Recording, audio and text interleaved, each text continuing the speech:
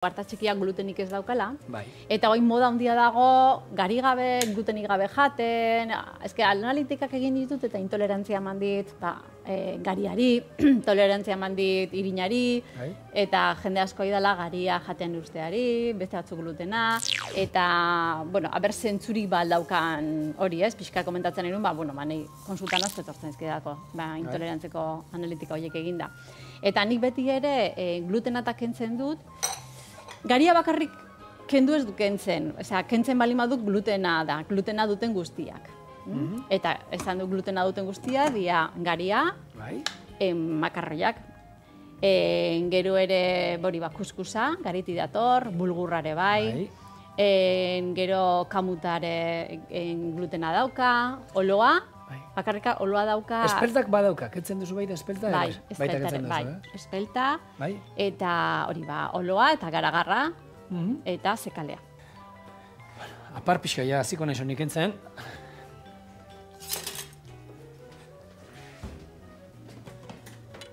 Oin, gero eta kasu gehiago ez da, intolerantzinak eta olan glutena gero? Bai. Hori zer da, baina... Bai, nik... Moda kontua.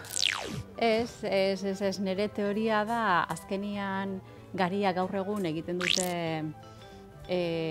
genetikoki eraldatuta dago, modifikatuta dago, eta horrela lortzen dute irinak, gariak behien proteina guztien artean bat da glutena, bale? Eta oin egiten dute genetikoki eraldatuta dago, lortzeko proteina gehiena glutena izateko. Hola lortzen dute gari bat, eta irin bat indarra handikoa, ogia egiteko eta bat. Orduan, nola gluten asko duen hartzen dugun gariak, niztet hori eta aparte jaten dugun ogia, ez da ogia, ez da ogi azkenian gaur egun egiten moduan, fermentazio erdikoa da, azkenean kokzioa ere oso motxa da. Amahoreak eta ibiltzen, oin hasia batzuk erabiltzen, baina amahoreak eta... Da desastre bat. Orduan, ogiak arazo asko ematen ari da eta sortzen ari dira estetako inflamazioa. Estetako inflamazioa dagoenean, bai komeni da, elikadura guztia zaindu behar da, baino glutenak kentzen dundik.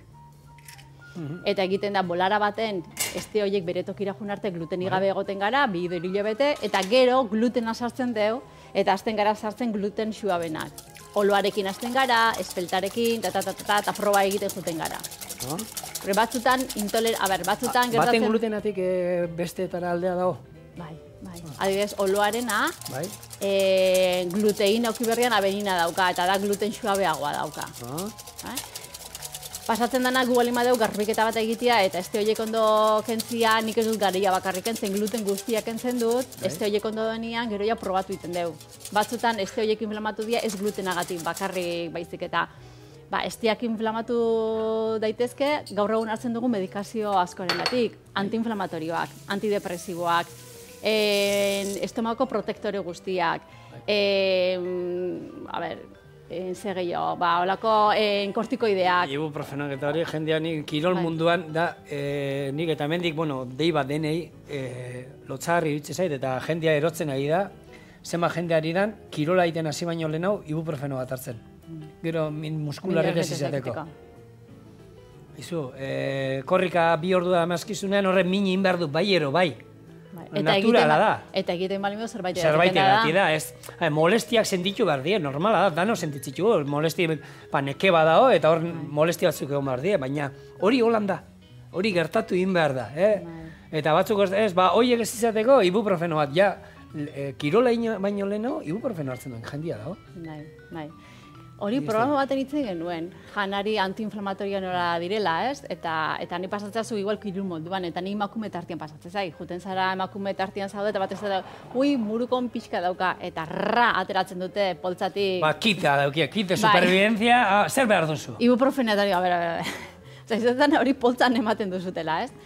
Orduan, antiinflamatorioak, antidepresiboak, antikonzeptiboak, antibiotikoak, kortikoideak, estomako protektoriak, guzti horiek normalen eta askotan hartzen bali madia estetako inflamazioa sortzen dute. Ez bakarrik glutenak asko hartzia, baita animali proteina asko hartzia, estresa, gehiagi jatia, azkar jatia, arrazoi asko gatikan estetako inflamazioa sortu leke. Eta hor beste guztien artean egin berdan neurri bada glutena kendu. Baina lare oso importantea, poliki jan, ondo mastikatu, Hori egiten du gaizki. eta kantidadiak izan behar dian neurrikoa. Gehi jaten bali badu, ja gure digestioa sobrekargatu egiten da. Vale?